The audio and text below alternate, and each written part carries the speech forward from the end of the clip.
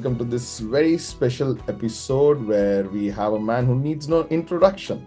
And today we will put him on the spot with our segment If Chess Pieces Could Talk. Welcome to the show. Hi, good to be here. Let's start. Which one do you want to go first? You have got 6 picks, obviously. Yeah, I'll go with the knight. Tell us about one moment in your life that if you could go back in time and change it, what would that be? It's hard to say. Like in general, I think when you make a mistake, like in life, in chess or whatever, it comes as a learning experience. So in general, I feel like, every mistake I make is like a part of me and I shouldn't be trying to change it dramatically. It's a beautiful answer. Your second pick. I'll go with a rook. Your world outside chess, what does it look like and what are your goals outside the game? Yeah, it's a tough question because obviously I've been prioritizing chess and building my life around chess in general.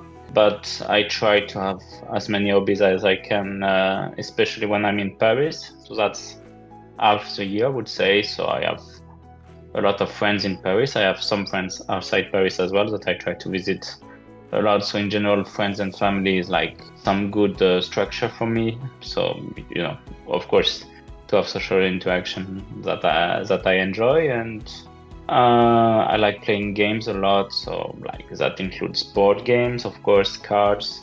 And also includes things as bowling, whenever there's some competitiveness to it, I don't necessarily want to win everywhere. I want to win in chess, but every other game I try to have a good time, but of course with some competitiveness attached. I like to watch movies, be as very normal stuff, watch a lot of sports as well, includes football, tennis, basketball, sometimes rugby. I was feasting on the Olympics in Paris as well. So, stuff like that. I generally try to live a very chill life. One thing I like to do as well is generally cook my meals. Sometimes I get lazy, but I also want to know what's in my diet. So, I don't really have this opportunity when I'm abroad. So whenever I'm in Paris, I try to build my diet, and then of course I include some physical preparation and mental preparation, adding to my of course chess endeavors. So next pick, the third pick. I will get the queen. Who and what inspired you to start playing chess, and when did you take that decision that you want to be a professional in this sport? So, as to who inspired me, of course, it's a global entity, but it's my dad who taught me chess. He thought it could be interesting for me. I was, somehow he felt like I was getting bored, and, that could be a way to feed my hunger for, calculation and, having fun at the same time, because like I said, I love playing games also as a young child. Then I went to a club, so that was when I was 5. I went to a club in the next September, so that was September 96. I was basically 6 years old, and then I was lucky. I went to the club, local club, let's say 10-15 kilometers away in _Ğ𝐤𝐤. I had a great time with the young players also there. My coach at the time from the club, 𝐩𝐤𝐤𝐿 who became a close friend, and starting building also my passion with the game and also with the wins I was starting to collect. Next pick. Let's get the pawn.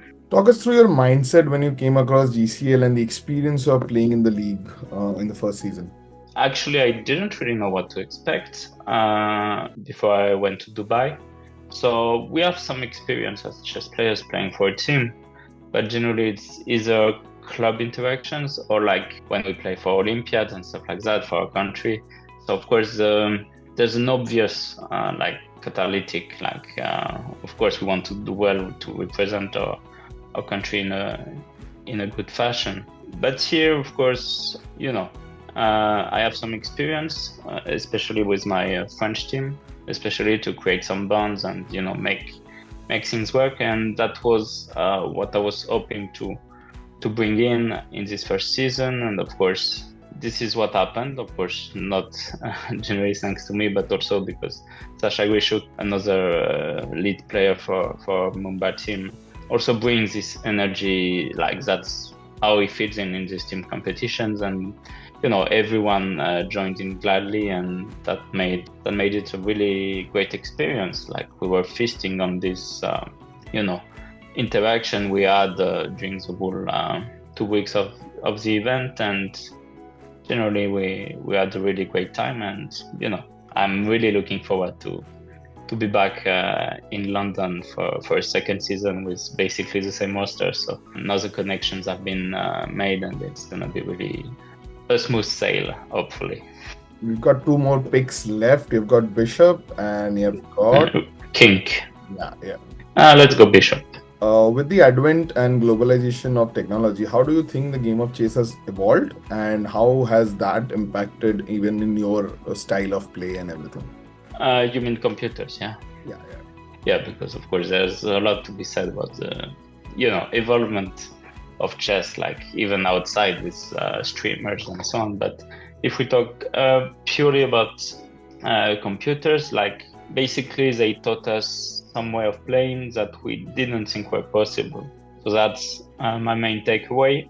And like the new generation of players actually is feasting on this, because they didn't have the basics that we were taught, like that I was taught, for instance, when I was between 6 and 10 years old, and like this creates some limitations. At the same time, I feel like it's always good to combine a mix of good new stuff, of course, from the computer, because it's the best there is. But sometimes in some positions, especially when you don't have much time, it's also good to rely on some basic ground foundations. And that's why I think my generation has been managing to keep at the top for so long, of course, starting with Magnus Carlsen. But we have a lot of players in this generation who are absolute superstars, and we've been topping the world for the last 10 years, basically.